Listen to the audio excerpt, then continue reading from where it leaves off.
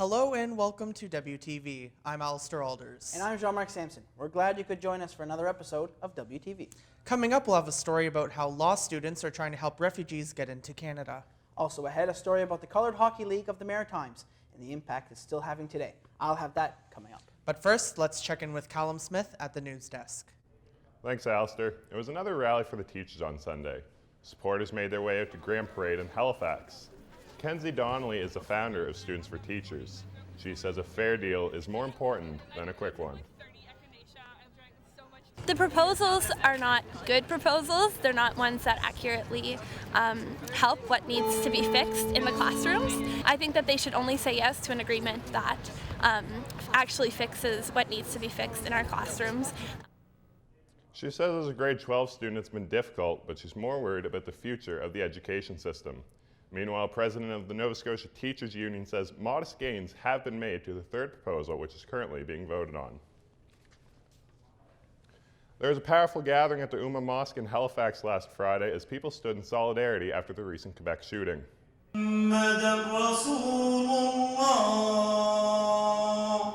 The day started off inside for the weekly prayer. Then, despite the cold, community members gathered outside to show their support. They're neighbors, and so it's really important for them to know that their neighbors are standing beside them, literally. People formed a circle around the mosque as a symbol of togetherness. I'm here for Canada. Not being a Muslim, I'm here for Canada because this is the first time in my life that I've seen something happen to the Muslim community and a country's leader step up to say that it was a terrorist attack against the Muslims. And I respect that, I appreciate that, and I love that about Canada. As part of African Heritage Month, Dalhousie University is trying to increase understanding about racism on campus and beyond. People of color were not welcome here. They are holding a three-part discussion to talk about people of African descent and the struggles they face. We spend our lives here. It's important that Black people feel comfortable on this campus, feel that they have a voice, feel that when they make a complaint, their complaint is listened to and action is taken. We are interested in solving these problems. Cooper hopes the talks will make people more comfortable with voicing concerns and raising issues they face. Meanwhile, Elle Jones says there needs to be a deeper understanding. It's one thing to sort of celebrate Black History Month by putting up a poster. It's another thing to engage with Black History Month by understanding that it needs to be dedicated to the cause of the liberation of African people and what that means. The third and final discussion will be held next Wednesday at the university. We've been giving you a sneak peek at some of our feature stories in the North Preston Untitled series. Here's a story of Violet and Fleming Downey. I know that the children won't have anything. If anything should happen to me or their father, that they won't have nothing if they ain't got the land.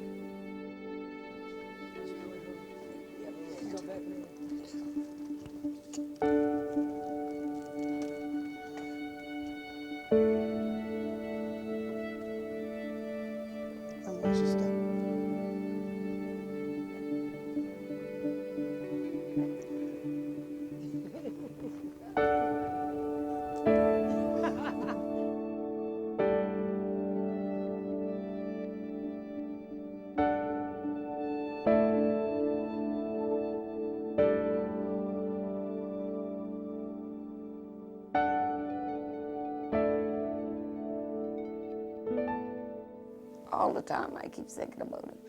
Go to sleep, wake up thinking about it. And it's a bothering thing because our home is there.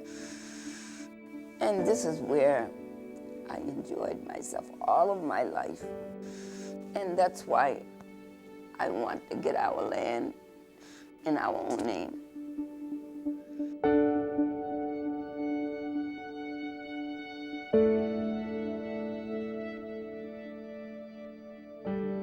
I didn't have the money at the time, and he said he still could have done halfway, but he didn't do anything. He just closed the case. Just tell me that just taking your time and doing it.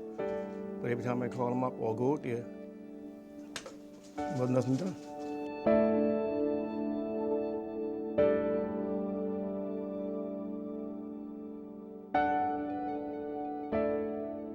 I wouldn't give up yet. It's just a hurting thing when you're trying something, you ain't getting it. You ain't getting too far, so you don't know what to say to yourself. Growing up, we all had our own separate spots where we wanted to build, and this was my spot, right here. Sometimes I just bring out all of my old pictures, and I look at them all, and they get small, and it makes you feel really down. And that's why we would love to have our land back in our own name.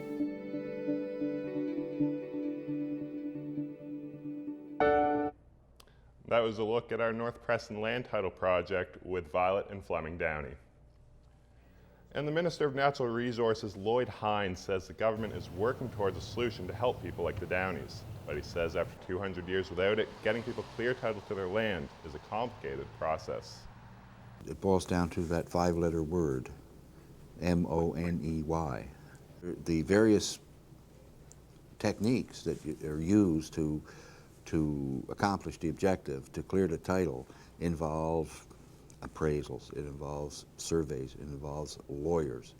And then there are various fees associated with the legal processes that we have that relate to processing land. So people often do not have the resources to be able to apprehend that. The government hasn't put any new money into the land title process, but Hines says his department is working with the Barristers Society and other groups who are offering help for free. Make sure to join us at our NSCC Waterfront campus in Dartmouth on February 24th for our official launch. You can find details of the launch at waterfronttv.org. Back to you guys. Thanks, Callum. It's time now for a quick break. But there's still much more to come on WTV. Law students gathered in Halifax to gather research to challenge Trump's ban on 7 Muslim-majority countries. And with the support of a local community, a Syrian refugee's daughters will be brought to Canada. Those stories are coming up.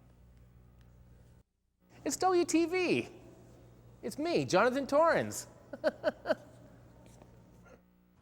Welcome back to WTV. President Donald Trump's recent decision to ban refugees and immigrants from 7 Muslim-majority countries from the U.S. has sparked protests throughout that country and here in Canada. Last weekend, law students gathered in Halifax to research a legal argument that would help them fight the ban. Over 50 law students from the Dalhousie Schulich School of Law came out on Saturday for a research-a-thon to help protect refugees. So we're participating with the rest of the law schools in Canada, all of the law schools, to research a legal challenge against the Safe Third Country Agreement. The legal third country agreement between Canada and the U.S. came into effect in 2004. It requires that asylum seekers seek refugee protection in the first safe country they arrive in. That means if they arrive in the United States, refugees cannot seek status here in Canada. And with the Trump ban on, these students say that needs to change. The reason why we need to challenge it is because this agreement is what's stopping the Canadian government from being able to protect refugees. It's inspiring to remember that we, as law students, as alumni, as professors, have such a position of privilege to know this stuff, to understand kind of the inner workings, and to come together and use that to really make the world a better place, make the world a more safe place. And for Mia Zek, helping refugees is something near to her heart. Her parents were refugees from Poland.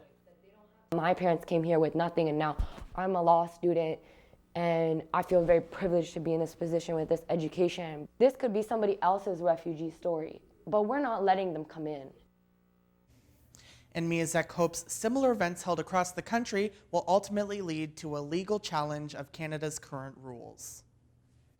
While some are busy researching refugee issues, others are busy helping Syrian families here in Nova Scotia. Jenny. Thanks, Jean-Marc. The Halavs have been in Halifax for 1 year with 8 of their 10 children, but they're desperate to bring their 2 eldest daughters here as well. It's a community with one mission, reuniting Talal Halav and his wife with their 2 eldest daughters. The daughters are still living in a refugee camp in Jordan. It was very good, and we was in Syria, and then we moved to Jordan.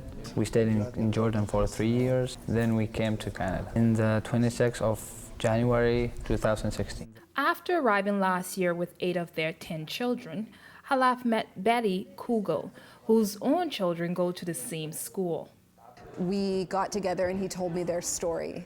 And when he told me their story of the life they had had in Jordan, which I had thought they were very safe and well taken care of, but in fact they were living in horrible poverty, and the girls were still there, and their parents had to make this horrible choice to come, bring their 8 younger children, and leave their 2 adult daughters. Kugel decided she needed to help him get his daughters here. So with the help of St. James United Church, they've raised more than $54,000 to assist with bringing and resettling both daughters and their families in Canada. Halaf says he's grateful for the support he and his family are receiving. He feels that he's between his family. When he just told them that he wanted to get his daughters here in Canada, they were too helpful for him. Halaf says he can't wait to see his 2 daughters and encourages families in his situation to reach out for help.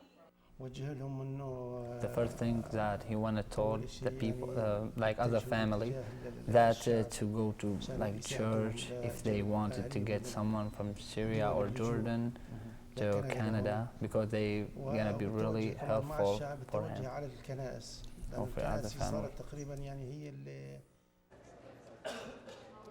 Now, there is no set time as to when their daughters will arrive in Canada, but Jean-Marc, they're hopeful it will be sometime before the end of the year. Thank you, Jenny. That's Waterfront TV's Jenny Cyril reporting for us live. And many people who came here as refugees decades ago are glad to see Canada welcoming the Syrian families. WTV's Joel LeBlanc sat down with a man who fled Estonia more than 70 years ago. Helmut Sandström is from Estonia. He's been living in Dartmouth for almost 50 years, and he just received a big honor in his home country. He's the subject of an exhibit at the National Estonian Museum. It looks at his experience as a refugee who had to flee the country when it was under Soviet rule in the early 1900s. I think my mother was afraid for perhaps not us younger kids, but the older kids, girls especially. I think she was scared that what would happen when the Russian soldiers moved in. Estonia is a small country in Northern Europe. Sandström escaped with his family in a fishing boat when he was 13. We had 3 families aboard, a total of 17 people, and we left Estonia very late in the evening to have darkness to cover our escape. He says that experience helps him understand the millions of people who are fleeing their countries today. I think it behooves on us to care for these people, to receive them when they need a new place to live their lives. He says he's happy he left because Canada is his home now. But he says being Estonian is also very important to him, and that will never change. Joel LeBlanc, WTV News, Dartmouth. Thanks, Joel. It's time now for another break, but do stay with us.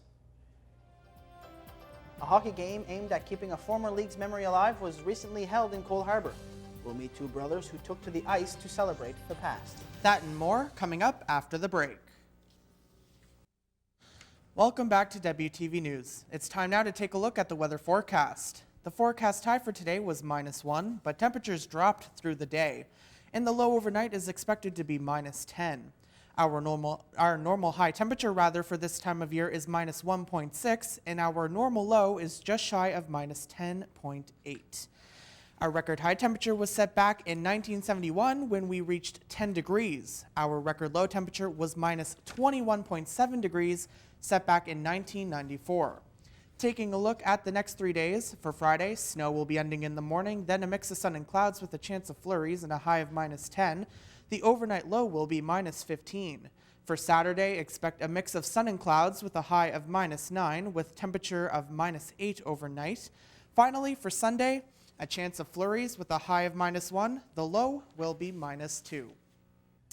And due to this nor'easter tonight and into Friday, as much as 15 to 25 centimeters of snow is possible, with winds gusting up to 90 kilometers per hour. So, Jean-Marc, I'd say that we've taken January for granted. And it looks like winter isn't going anywhere anytime soon. Taking a look now at WTV Sports. Tomorrow night, the Cape Breton Highlanders are in town to face the Halifax Hurricanes. The last time the two teams met, Halifax came out on top 112-108. The win over the Highlanders, and that tip-off is at 7.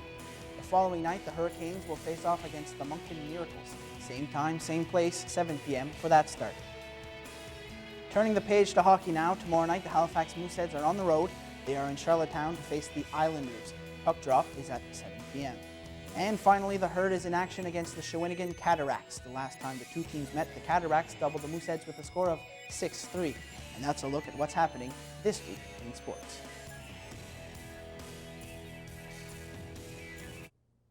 When you think of Canada's pastime, most think of hockey, but do you know its history? I attended a local hockey game that was aimed at keeping a former league's memory alive and met two brothers that held this game close to heart. For Sonny and Craig Gibson, playing hockey together isn't something new. I mean, Sonny and I have been playing a lot of hockey. I started playing hockey when I was 12. Last Saturday, they were on the ice again, this time commemorating the former Coloured Hockey League of the Maritimes.